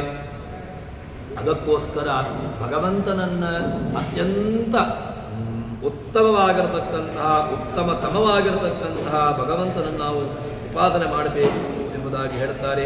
ಅದಕ್ಕೆ ಹೇಗೆ ನಾವು ಉಪಾಸನೆ ಮಾಡುವಂತಹದ್ದು? ಕೇವಲ ನನಗೆ ಭಾಷೆ ಗೊತ್ತಿದೆ ಅಂತ ಆಗೋದಿಲ್ಲ. ಕನ್ನಡ ಭಾಷೆ ಗೊತ್ತಿದೆ, ಸಂಸ್ಕೃತ ಭಾಷೆ ಗೊತ್ತಿದೆ, ಅಥವಾ ಇನ್ನಿತರ ಯಾವುದೋ ಭಾಷೆ ಗೊತ್ತಿದೆ ಇಲ್ಲ. ಪುರಾಣಗಳನ್ನು ಅಧ್ಯಯನ ಮಾಡಲಿಕ್ಕೆ, ವೇದಗಳನ್ನು ಅಧ್ಯಯನ ಮಾಡಲಿಕ್ಕೆ, ಅಥವಾ ಅಲ್ಲಿರತಕ್ಕಂತಹ ಅಂಶಗಳನ್ನು ವಿಚಾರಗಳನ್ನು ಉಪಾಸನೆ ಮಾಡಬೇಕು ಅಂತ ಹೇಳಿದ್ರೆ ಭಾಷೆ ಗೊತ್ತಿರಬೇಕು. ಭಾಷೆ ಇಲ್ಲದವನಿಗೆ ಯಾವುದೂ ಕೂಡ ಬರೋದೇ ಇಲ್ಲ. ಮತ್ತು ಭಾಷೆ ಯಾವುದು ಅಂತ ಕೇಳಿದ್ರೆ ಅದಕ್ಕೆ ಹೇಳ್ತಾರೆ, ದರ್ಶನ ಭಾಷೆ ಅಂತ ಇದೆ, ಗುಹ್ಯ ಭಾಷೆ ಅಂತ ಇದೆ, ಸಮಾಧಿ ಭಾಷೆ ಅಂತ ಇದೆ. ಸಮಾಧಿ ಭಾಷೆ, ಸಮಾಧಿ ಗುಹ್ಯ ಭಾಷೆ, ದರ್ಶನ ಸಮಾಧಿ ಭಾಷೆ, ದರ್ಶನ ಸಮಾಧಿ ಭಾಷೆ. ಹೀಗೆ ಭಾಷೆ ಗೊತ್ತಿದ್ದವನಿಗೆ ಮಾತ್ರ ಆ ವೇದಗಳು ಅಥವಾ ಉಪನಿಷತ್ತುಗಳು ಅಥವಾ ಪುರಾಣಗಳು, ಇಲ್ಲದಿದ್ದರೆ ಏನೋ ವಾಕ್ಯವನ್ನು ನೋಡ್ತಾನೆ ಅಥವಾ ಯಾವುದೋ ವಾಕ್ಯವನ್ನು ಅರ್ಥವನ್ನು ಹೇಳ್ತಾನೆ, ಅದಕ್ಕೆ ವಿಪರೀತವಾಗಿರತಕ್ಕಂತಹ ಅರ್ಥವನ್ನೇ ಮಾಡ್ತಾನೆ ಹೊರತು ಅದಕ್ಕೆ ಯಾವುದು ಶಾಸ್ತ್ರೀಯವಾದಂತಹ ನೆಲೆಕಟ್ಟಿನಿಂದ ನಾವು ಅರ್ಥವನ್ನು ಮಾಡಬೇಕು, ಶಾಸ್ತ್ರೀಯವಾದಂತಹ ಭಾಷೆ ಯಾವುದು, ಶಾಸ್ತ್ರೀಯವಾದಂತಹ ನೆಲೆಗಟ್ಟಿನ ಮೂಲಕವಾಗಿ ಆ ವಾಕ್ಯಕ್ಕೆ ಆ ವೇದಗಳಿಗೆ ಪುರಾಣಗಳಿಗೆ ಇಲ್ಲದಿದ್ದರೆ ವೇದವ್ಯಾಸರ ಸೂತ್ರಗಳು ಅದೇ ರೀತಿಯಾಗಿ ಇನ್ನಿತರವಾಗಿರತಕ್ಕಂತಹ ಯಾವುದೂ ಕೂಡ ನಮಗೆ ಅರ್ಥವೇ ಆಗ್ತಿರಲಿಲ್ಲ. ಅದಕ್ಕೆ ಯಾವುದು ಕನ್ನಡಿ, ಅದಕ್ಕಿರತಕ್ಕಂತಹ ಬೆಳಕು ಯಾವುದು ಅಂತ ಕೇಳಿದ್ರೆ ದಾಸರ ಪುರಾಣದಲ್ಲಿ ಇರತಕ್ಕಂತಹ ವ್ಯಾಸರ ಸೂತ್ರಗಳಿಗೆ ಅಥವಾ ವ್ಯಾಸರ ಮಾತುಗಳಿಗೆ ಅದಕ್ಕೆ ಟೀಕೆಗಳು, ಟಿಪ್ಪಣಿಗಳು, ವ್ಯಾಖ್ಯಾನಗಳು ಇದನ್ನು ಇಟ್ಟುಕೊಂಡು ನಾವು ಅರ್ಥೈಸಿಕೊಂಡಾಗ ಮಾತ್ರ ಆವಾಗ ಅರ್ಥವಾಗಲಿಕ್ಕೆ ಸಾಧ್ಯ ಎಂಬುದಾಗಿ ಹೇಳ್ತಾರೆ. ಹೀಗೆ ಅರ್ಥವನ್ನು ಮಾಡಿಕೊಂಡು ಅದರಲ್ಲಿ ಇನ್ನೊಂದೇನು ಅಂತ ಕೇಳಿದ್ರೆ ಭಕ್ತಿ. ಸ್ನೇಹೋ ಭಕ್ತಿ ರೀತಿ ಪ್ರೋಕ್ತಃ ತಯಾ ಮುಕ್ತಿರ್ನ ಚಾನ್ಯತ. ಕಿಂ ಭಕ್ತಿ ಅಂತ ಕೇಳಿದ್ರೆ ಭಕ್ತಿ ರೀತಿ ಮಾಹಾತ್ಮ್ಯ ಜ್ಞಾನಪೂರ್ವಸ್ತು ಸುದೃಢ ಸರ್ವತೋಧಿಕ ಸ್ನೇಹೋ ಭಕ್ತಿ ಇತಿ ಪ್ರೋಕ್ತ ತಯಾ ಮುಕ್ತಿರ್ನ ಚಾನ್ಯತ. ಸ್ನೇಹೋ ಭಕ್ತಿ ಅತ್ಯಂತ ಗಾಢವಾಗಿರತಕ್ಕಂತಹ ಸ್ನೇಹ, ಇದನ್ನೇ ಭಕ್ತಿ ಅಂತ ಕರೆಯುವಂತಹದ್ದು. ಸ್ನೇಹೋ ಭಕ್ತಿ ರೀತಿ ಪ್ರೋಕ್ತ ತಯಾ ಮುಕ್ತಿರ್ನ ಚಾನ್ಯತ. ಈ ಅತ್ಯಂತ ಗಾಢವಾಗಿರತಕ್ಕಂತಹ ಸ್ನೇಹವನ್ನೇ ಭಕ್ತಿ ಎಂಬುದಾಗಿ ವ್ಯಾಖ್ಯಾನವನ್ನು ಮಾಡ್ತಾರೆ. ತದ್ರೀತ್ಯ ಭಕ್ತಿಯನ್ನು ಮಾಡಿದವನಿಗೆ ಭಗವಂತ ತಾನು ತೋರಿಸಿಕೊಳ್ಳುತ್ತಾನೆ, ತಾನು ಕಾಣಿಸ್ತಾನೆ ಎಂಬುದಾಗಿ ಹೇಳ್ತಾರೆ. ಒಂದು ವೇಳೆ ಭಗವದ್ಭಕ್ತನಲ್ಲ ಅಂತ ಹೇಳಿದ್ರೆ ಅವನಿಗೆ ಯಾವುದೂ ಕೂಡ ಅದು ಹೊಳೆಯೋದೇ ಇಲ್ಲ. ಭಗವಂತನನ್ನು ಕಾಣಬೇಕು, ಭಗವದ್ ದರ್ಶನವಾಗಬೇಕು ಅಂತ ಹೇಳಿದ್ರೆ ಅದಕ್ಕಿರತಕ್ಕಂತಹ ಉಪಾಯ, ಅದಕ್ಕಿರತಕ್ಕಂತಹ ಮಾರ್ಗಗಳು ಅದು ಕೇವಲ ಭಗವಂತನನ್ನು ಪೂರ್ಣವಾಗಿ ಅದನ್ನು ಭಕ್ತಿಯನ್ನು ಮಾಡಿ ತನ್ಮೂಲಕವಾಗಿ ಅದನ್ನು ಸಾಕ್ಷಾತ್ಕಾರ ಪಡಿಸಿಕೊಂಡಾಗ ಮಾತ್ರ ಭಗವಂತ ಕಾಣಿಸ್ತಾನೆ ಎಂಬುದಾಗಿ ಹೇಳ್ತಾರೆ. ಭಕ್ತಿಪೂರ್ವಕ ಇಲ್ಲ ನಾನು ಗಂಟೆಗಟ್ಟಲೆ ಪೂಜೆ ಮಾಡ್ತೇನೆ, ನನಗೆ ಭಕ್ತಿ ಉಂಟು ಅಂತ ಹೇಳಿದ್ರೆ ಗಂಟೆಗಟ್ಟಲೆ ಪೂಜೆ ಮಾಡಿದ ತಕ್ಷಣ ಭಕ್ತಿ ಅಂತ ಆಗೋದಿಲ್ಲ. ಗಂಟೆಗಟ್ಟಲೆ ಪೂಜೆ ಮಾಡ್ತಾರೆ, ಅದರಿಂದಾಗಿ ಭಕ್ತಿ ಆಗ್ತದೆ. ಭಕ್ತಿ ನನಗೆ ಅದು ಕೆಲವು ಸಂದರ್ಭದಲ್ಲಿ ಎರಡು ರೀತಿಯಾಗಿ ಆಗ್ತದೆ. ಭಕ್ತಿ ಪ್ರದರ್ಶನ ಅಂತ ಆಗ್ತದೆ. ಈ ಪ್ರದರ್ಶನಕ್ಕೆ ಇಟ್ಟಂತಹ ಭಕ್ತಿ ಅದು ಯಾವತ್ತೂ ಕೂಡ ಎಲ್ಲೂ ಕೂಡ ಪ್ರಯೋಜನಕ್ಕೆ ಬರೋದೇ ಇಲ್ಲ. ಅದಕ್ಕೋಸ್ಕರವಾಗಿ ಭಕ್ತಿಯನ್ನು ಡೆಫಿನೇಷನ್ ಕೊಡುವಾಗ ಆಚಾರ್ಯರು ಒಳ್ಳೆ ರೀತಿಯಾಗಿ ನಮಗೆ ಭಕ್ತಿಯನ್ನು ಡಿಫೈನ್ ಮಾಡ್ತಾರೆ. ವಾಟ್ ಈಸ್ ಭಕ್ತಿ ಅಂತ ಕೇಳಿದ್ರೆ ಮಾಹಾತ್ಮ್ಯ ಜ್ಞಾನಪೂರ್ವ ಸರ್ವತೋಧಿಕ ಸ್ನೇಹೋ ಭಕ್ತಿ ರೀತಿ ಪ್ರೋಕ್ತ ತಯಾ ಮುಕ್ತಿರ್ನ ಚಾನ್ಯತ. ಕೇವಲ ತೋರ್ಪಡಿಕೆಗೋ ಅಥವಾ ಇನ್ನೊಬ್ಬರನ್ನು ಪ್ಲೀಸ್ ಪಡಲಿಕ್ಕೆ ಅವನು ನನ್ನನ್ನು ನೋಡ್ತಾ ಇದ್ದಾನೆ ಅದರಿಂದಾಗಿ ನಾನು ಭಕ್ತಿ ಮಾಡಬೇಕು, ಯಾರೋ 4 ಜನ ನೋಡ್ತಾ ಇದ್ದಾರೆ ಅದರಿಂದಾಗಿ ಇಲ್ಲ, ಇದು ಯಾರಿಗೂ ಬರಲಿಕ್ಕೆ ಸಾಧ್ಯ ಇಲ್ಲ. ಯಾಕೆ ಅಂತ ಕೇಳಿದ್ರೆ ನಾವು ಇದೇ ಭೂಮಿಯಲ್ಲಿ ಇದ್ದುಕೊಂಡು ಇದೇ ಭೂಮಿಯಲ್ಲಿ ಬೆಳೆಯತಕ್ಕಂತಹ ಅನ್ನ, ಹುಳಿ ಅಥವಾ ಇನ್ನಿತರ ಯಾವುದೋ ಒಂದು ಕ್ಷಾರ ಪದಾರ್ಥಗಳನ್ನು ತಿಂದುಕೊಂಡು ನಮ್ಮ ಮನಸ್ಸು ಎಲ್ಲ ಕೆಟ್ಟು ಕೊಳಕಾಗಿ ಹೋಗಿದೆ. ಆದ್ದರಿಂದ ನನಗೆ ಭಕ್ತಿ ಉಂಟು, ನಿನಗೆ ಗೊತ್ತಾಗೋದಿಲ್ಲ ಹೇಳಿದರೆ ಒಳ್ಳೆ ಅದು ವಾದವನ್ನು ಯಾರೂ ಕೂಡ ಒಪ್ಪಿಕೊಳ್ಳಿಕ್ಕೆ ಸಾಧ್ಯ ಇಲ್ಲ. ಎಲ್ಲಿಯೋ ಒಂದು ಕ್ಷಣಕ್ಕೆ ಬಂದು ಹೋಗಬಹುದು ಅಷ್ಟೇ ಹೊರತು, ಆದರೆ ನಾನು ಯಾವತ್ತೂ ಕೂಡ ನನ್ನಲ್ಲಿ ಭಕ್ತಿ ಉಂಟು ಅಂತ ಹೇಳಿಕೊಂಡು ತೋರ್ಪಡಿಕೆ ಮಾಡಿದ್ರೆ ಅದು ಕೇವಲ ತೋರ್ಪಡಿಕೆಯ ಭಕ್ತಿಯಿಂದ ಎನಿಸಿಕೊಳ್ತದೆ. ಅದರಿಂದಾಗಿ ನಾವು ಅಂತಹ ಸ್ಥಿತಿಯನ್ನು ಹೊಂದಬೇಕು ಅಂತ ಹೇಳಿದ್ರೆ ಕೇವಲ ಭಗವಂತನನ್ನು ಶರಣು ಹೊಂದಿ ಈ ಜನ್ಮದಲ್ಲಿ ನನಗೆ ಭಕ್ತಿ ಬರಲಿಲ್ಲ ಮಾರಾಯ, ಆದ್ದರಿಂದ ಈ ಜನ್ಮದಲ್ಲಿ ಅಲ್ಲದಿದ್ದರೆ ಮುಂದಿನ ಜನ್ಮದಲ್ಲಿ, ಅದರ ಮುಂದಿನ ಜನ್ಮದಲ್ಲಿ, ಅದರ ಮುಂದಿನ ಜನ್ಮದಲ್ಲಿ ಯಾವುದಾದರೂ ಒಂದು ಜನ್ಮದಲ್ಲಿ ನನಗೆ ಭಕ್ತಿಯನ್ನು ಕೊಟ್ಟು ನನ್ನನ್ನು ನಿನ್ನ ಬಳಿಗೆ ಸೇರಿಸುವಂತಹ ಜವಾಬ್ದಾರಿ ನಿನ್ನದು ಅಂತ ಎಂಬಲ್ಲಿ ಭಗವಂತನ ಪಾದ ಕಮಲಗಳಿಗೆ ಶರಣು ಬಿದ್ದೆವು ಅಂತ ಹೇಳಿದರೆ ಮಾತ್ರ ಆವಾಗ ಮಾತ್ರ ಭಗವಂತ ನನ್ನವನು ಅಂತ ಹೇಳಿಕೊಂಡು ಸ್ವೀಕಾರ ಮಾಡ್ತಾನೆ. ಅಥವಾ ಭಗವಂತನನ್ನು ನಾವು ಭಗವಂತನವರಾಗ್ತೇವೆ, ಭಗವಂತನಿಗೆ ಸಂಬಂಧಪಟ್ಟವರು. ನಾವು ಬೋರ್ಡ್ ಹಾಕ್ಕೊಳ್ಬೇಕು. ಯಾರಿಗೆ ಬೋರ್ಡ್ ಹಾಕ್ಕೊಳ್ಬೇಕು, ಎಲ್ಲಿ ಬೋರ್ಡ್ ಹಾಕ್ಕೊಳ್ಬೇಕು ಅಂತ ಕೇಳಿದ್ರೆ ನಾನು ದೇವರಿಗೆ ಸಂಬಂಧಪಟ್ಟವ ಎಂಬುದಾಗಿ ನಾನು ಹೇಳಿಕೊಂಡು ತಿರುಗಿದ್ರೆ ಆಗೋದಿಲ್ಲ. ನಾನು ದೇವರಿಗೆ ಸಂಬಂಧಪಟ್ಟವ ಅಂತ ಆಗಬೇಕು ಅಂತ ಹೇಳಿದರೆ ಅದಕ್ಕೆ ದೇವರಿಗೆ ಸಂಬಂಧಪಟ್ಟವನು ಆಗೋದು ಯಾವಾಗ? ನಾನು ನನ್ನಲ್ಲಿರತಕ್ಕಂತಹ ಈ ತ್ರೈಗುಣ್ಯಗಳು ಅದನ್ನು ಹೋಗಲಾಡಿಸಿ ನಾನು ಭಗವಂತನನ್ನು ಕಾಣಲಿಕ್ಕೆ ಪ್ರಯತ್ನವನ್ನು ಪಟ್ಟೆ ಅಥವಾ ಅದಕ್ಕೆ ಬೇಕಾಗಿರತಕ್ಕಂತಹ ಒಂದು ಪ್ರಾಮಾಣಿಕ ಪ್ರಯತ್ನವನ್ನು ಮಾಡಿದೆ ಅಂತ ಹೇಳಿದರೆ ಆವಾಗ ಭಗವಂತ ನನ್ನವನೂ ಅಂತ ಸೇರಿಸಿಕೊಳ್ತಾನೆ. ಅಥವಾ ನಾನು ನನ್ನನ್ನು ನಮ್ಮಲ್ಲಿ ಎಲ್ಲ ವಸ್ತುಗಳಿಗೂ ಕೂಡ ಒಂದೊಂದು ಬೋರ್ಡ್ ಇದೆ. ಮೇಡ್ ಇನ್ ಚೈನಾ ಅಂತ ಹೇಳ್ತಾರೆ, made in Japan, made in ಇನ್ಯಾವುದೋ ದೇಶಗಳ ವ್ಯಾಖ್ಯಾನ ನಾವು ಹೆಸರನ್ನು ಹೇಳಿಕೊಂಡು ತಿರುಗಾಡ್ತೇವೆ. ದೇಶ ನಾನು ಯಾರವನಾಗಬೇಕು? ನಾನು ದೇವರಿಗೆ ಸಂಬಂಧಪಟ್ಟವನಾಗಬೇಕು. ನಾನು ದೇವರಿಗೆ ಸಂಬಂಧಪಟ್ಟವನಾಗಬೇಕು ಅಂತ ಹೇಳಿದರೆ ಅದಕ್ಕೆ ಒಳಗಿರತಕ್ಕಂತಹ ಕಶ್ಮಲಗಳು ಅದು ಒಂದು ಜನ್ಮದ್ದಲ್ಲ. ಯಾಕೆ? ಅನೇಕ ಜನ್ಮಾರ್ಜಿತ. ಈ ಜನ್ಮದಲ್ಲಿ ಏನೋ ದೇವರ ದಯೆಯಿಂದ ಒಳ್ಳೆಯ ಜನ್ಮವನ್ನು ಕೊಟ್ಟಿದ್ದಾನೆ, ಮಾತನಾಡುವಂತಹ ಯೋಗ್ಯತೆಯನ್ನು ಕೊಟ್ಟಿದ್ದಾನೆ, ಕೇಳಿಸುವಂತಹ ಯೋಗ್ಯತೆಯನ್ನು ಕೊಟ್ಟಿದ್ದಾನೆ, ಅಥವಾ ನಡೆದುಕೊಂಡು ಹೋಗುವಂತಹ ಭಾಗ್ಯವನ್ನು ಕೊಟ್ಟಿದ್ದಾನೆ, ಕೈಯಿಂದ ಎತ್ತುವಂತಹ ಭಾಗ್ಯವನ್ನು ಕೊಟ್ಟಿದ್ದಾನೆ. ಬೇಕಾದಷ್ಟು ಪ್ರಯತ್ನವನ್ನು ನಮಗೆ ಭಗವಂತ ಕೊಟ್ಟಿದ್ದಾನೆ. ಇದನ್ನು ನಾವು ದೇವರಿಗೆ ಇದನ್ನು ಉಪಯೋಗಿಸಿದಾಗ, ದೇವರ ಪೂಜೆಗೋ ದೇವರ ವ್ಯವಸ್ಥೆಗೋ ಅಥವಾ ಇನ್ನಿತರ ಯಾವುದೋ ಒಂದು ವ್ಯವಸ್ಥೆಯಲ್ಲಿ ನಾವು ಇದನ್ನು ಉಪಯೋಗಿಸಿಕೊಂಡಾಗ ಮಾತ್ರ ಭಗವಂತ ತಾನು ಸ್ವೀಕಾರ ಮಾಡ್ತಾನೆ ಎಂಬುದಾಗಿ ಹೇಳ್ತಾರೆ. ಅದಕ್ಕೋಸ್ಕರ ಇದನ್ನು ಹೇಳುವಾಗ ಭಗವದ್ಭಕ್ತರಿಗೆ ಮಾತ್ರ ಹೊಗಳಿ ಹಿಕ್ಕುವ ಭಾಗವತರಿಗೆ ಮಿಗೆ ಭಗುತಿ, ಒಳ್ಳೆಯ ಮಿಗಿಲಾದಂತಹ ಭಕ್ತಿಯನ್ನು ಕೊಟ್ಟು ಭಗವಂತ ಅನುಗ್ರಹವನ್ನು ಮಾಡ್ತಾನೆ ಎಂಬುದಾಗಿ ಹೇಳುತ್ತಾರೆ. ಅದಾದ ಮೇಲೆ ಯಾರಿಗಪ್ಪ ಇದನ್ನು ಹೇಳಬೇಕು? ಯಾರಿಗೆ? ಇಲ್ಲ, ನಾನು ಇದನ್ನು ಎಲ್ಲರಿಗೂ ಹೇಳ್ತೇನೆ, ದೊಡ್ಡ ಸರ್ಕಲ್ ಇದೆ ಅಥವಾ ಯಾವುದೋ ಒಂದು 10 ಜನರು ಸೇರುವಂತಹ ಸಭೆ ಸಮಾರಂಭಗಳು, ಅಲ್ಲಿ ನಾನು ಇದನ್ನು ಪ್ರವಚನ ಮಾಡ್ತೇನೆ ಅಂತ ಹೇಳಿದರೆ ಎಲ್ಲರಿಗೂ ಕೂಡ ರುಚಿಸೋದಿಲ್ಲ. ಹೇಗೆ ಅಂತ ಕೇಳಿದರೆ ಒಂದು ಸುಭಾಷಿತ ಇದೆ. ಅದೇನು ಅಂತ ಕೇಳಿದರೆ ಯಾರ್ಯಾರಿಗೆ ಯಾವುದು ರೋಚಕ ಅಂತ. ಒಳ್ಳೆಯ ಆ ಸುಭಾಷಿತ. ವೃದ್ಧಸ್ಯ ತರುಣೀ ವಿಷಂ ಅಂತ ಒಂದು ಮಾತು ಬರ್ತದೆ. ಯಾರ್ಯಾರಿಗೆ ಯಾವುದು ರೋಚಕ ಅನ್ನಿಸ್ತದೆ ಅಂತ ಕೇಳಿದ್ರೆ, ಯುವಕನಿಗಾಗುವಾಗ ಹುಡುಗಿಯೋ ಅಥವಾ ಯುವತಿಯೋ ಅವಳು ರೋಚಕ ಅಂತ ಅನಿಸ್ತದೆ. ವೃದ್ಧಸ್ಯ ತರುಣೀ ವಿಷಂ, ವೃದ್ಧನಿಗಾಗುವಾಗ ಆ ವೃದ್ಧನ ಮುಂದೆ ತರುಣಿಯನ್ನು ತಂದು ನಿಲ್ಲಿಸಿದ್ರೆ ಅವನಿಗೆ ವಿಷವೇ ಅದು. ಯಾಕೆ? ಆ ವೃದ್ಧಾಪ್ಯದಲ್ಲಿ ತರುಣಿಯನ್ನು ತಂದು ನಿಲ್ಲಿಸಿದ್ರೆ ಯಾವುದೇ ರೀತಿಯಾಗಿರತಕ್ಕಂತಹ ಅವನಿಗೆ ನೋಡುವಂತಹ ಹಂಬಲವೂ ಇರುವುದಿಲ್ಲ, ಅಥವಾ ಅದಕ್ಕೆ ಯಾವ ಅಂಗಗಳು ಕೂಡ ಅದನ್ನು ಸಹಕಾರ ಕೊಡೋದಿಲ್ಲ.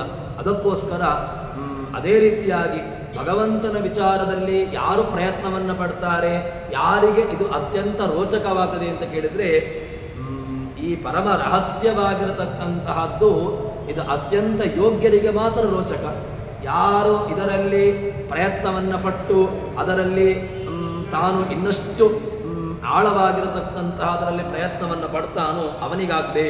ಹೇಳ್ತಾರೆ, ಪರಮತತ್ವ ರಹಸ್ಯವಿದು ಭೂಸುರರು ಕೇಳುವುದು ಸಾದರದಿ ನಿಷ್ಠುರಿಗಳಿಗೆ, ಮೂಢರಿಗೆ, ಪಂಡಿತ ಮಾನಿ ಪಿಶುನರಿಗೆ, ಅರಸಿಕರಿಗಿದು ಪೇಳುವುದಲ್ಲನ ಅನವರತ ಭಗವತ್ಪಾದಯುಗಳಾಂಬುರುಹ ಮಧುಕರ ನೆನೆಸಿ ಇವರಿಗೆ ಅರುಪುವುದು ಮೋದದಲ್ಲಿ. ಯಾರಿಗೆ ಇದನ್ನು ಹೇಳಬೇಕು? ಯಾರು ಇದರಲ್ಲಿ ಆಸಕ್ತಿಯನ್ನು ಹೊಂದ್ತಾರೆ ಅಂತ ಕೇಳಿದರೆ ದಾಸರೇ, ಜಗನ್ನಾಥ ದಾಸರೇ ಇದನ್ನು ಅಧಿಕಾರಿಗಳನ್ನು ಹೇಳ್ತಾರೆ. ಯಾರು ಇದಕ್ಕೆ ಅಧಿಕಾರಿಗಳು ಅಂತ ಶಾಸ್ತ್ರದಲ್ಲಿ ಉಂಟಲ್ವ? ಏನಿದೆ? ಯಾವುದೇ ಒಂದು ಶಾಸ್ತ್ರವನ್ನು ಅಧ್ಯಯನ ಮಾಡಬೇಕು ಅಂತ ಹೇಳಿದರೆ ಅದರಲ್ಲಿ ಏನಿರಬೇಕು? ವಿಷಯ, ಸಂಬಂಧ, ಅಧಿಕಾರಿ, ಪ್ರಯೋಜನ, ಇದಿಷ್ಟನ್ನು ನಾವು ನೋಡ್ತೇವೆ. ಎಲ್ಲ ಯಾವುದೇ ಶಾಸ್ತ್ರವನ್ನು ಇಟ್ಟುಕೊಳ್ಳಿ, ಲೌಕಿಕವಾಗಿರತಕ್ಕಂತಹ ಶಾಸ್ತ್ರವನ್ನೇ ಇಟ್ಟುಕೊಳ್ಳಿ. ಲೌಕಿಕವಾಗಿರತಕ್ಕಂತಹ ಶಾಸ್ತ್ರದಲ್ಲಿ ವಿಷಯ ಇರಬೇಕು, ಪ್ರಯೋಜನ ಬೇಕು, ಸಂಬಂಧ ಬೇಕು, ಅಧಿಕಾರಿ ಬೇಕು. ವಿಷಯ, ಸಂಬಂಧ, ಅಧಿಕಾರಿ ಇದ್ರೆ ಮಾತ್ರ ಆ ಶಾಸ್ತ್ರ ಅದು ಜ್ಞೇಯ ಅಲ್ವಾ? ನಾರಾಯಣಂ ಗುಣೈ ಸರ್ವೇ ಹೃದಯರ್ಣಂ ದೋಷವರ್ಜಿತಂ ಜ್ಞೇಯಂ ಗಮ್ಯಂ ಗುರುಂಶ್ಚಾವಿನತ್ವಾ ಸೂತ್ರಾರ್ಥ ಉಚ್ಯತೆ. ಯಾರು ಹೇಳ್ತಾರೆ? ಆಚಾರ್ಯ ಮಧ್ವರು ಹೇಳ್ತಕ್ಕಂತಹ ಮಾತು. ಆಚಾರ್ಯ ಮಧ್ವರು ನಾರಾಯಣಂ ಗುಣೈ ಸರ್ವೈರುದಿರಣಂ. ಇದರಲ್ಲಿ ನೀವು ಇದೊಂದು ಶಾಸ್ತ್ರ. ನಾವು ಇದನ್ನು ತಿಳ್ಕೊಳ್ಳುವುದಂತಾದರೆ ಒಂದು ವಿಷಯದಲ್ಲಿ ವಿಷಯ ಬೇಕು. ಯಾವುದು ವಿಷಯ? ನಾರಾಯಣಂ ಗುಣೈ ಸರ್ವೈರುದಿರಣಂ ದೋಷವರ್ಜಿತಂ ಜ್ಞೇಯಂ. ಯಾರು ಜ್ಞೇಯ? ಭಗವಂತ ಜ್ಞೇಯ. ಅದರಿಂದಾಗಿ ವಿಷಯ ಉಂಟು ಅಂತಾಯಿತು. ಇನ್ನು ಅಧಿಕಾರಿ ಯಾರು? ಮೋಕ್ಷ ಇಚ್ಛುಗಳು, ಯಾರಿಗೆ ಭಗವಂತನನ್ನು ಹೊಂದಬೇಕು, ಭಗವಂತನನ್ನು ಸೇರಬೇಕು ಅಂತುಂಟು, ಅವರು ಇದನ್ನು ಪ್ರಯತ್ನ ಪಡಬೇಕು. ಆದ್ದರಿಂದಾಗಿ ವಿಷಯ ಇದೆ, ಸಂಬಂಧ ಇದೆ.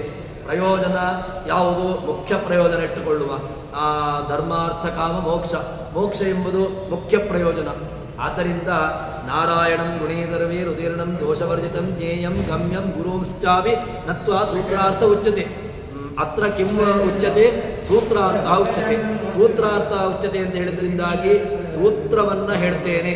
ಅದರಿಂದಾಗಿ ವಿಷಯ ಇದೆ, ಪ್ರಯೋಜನ ಇದೆ, ಅಧಿಕಾರಿ ಇದ್ದಾರೆ, ಸಂಬಂಧ ನೀವು ಆಯಾಯ ಸಂಬಂಧವನ್ನು ಇಟ್ಟುಕೊಳ್ಳಿ.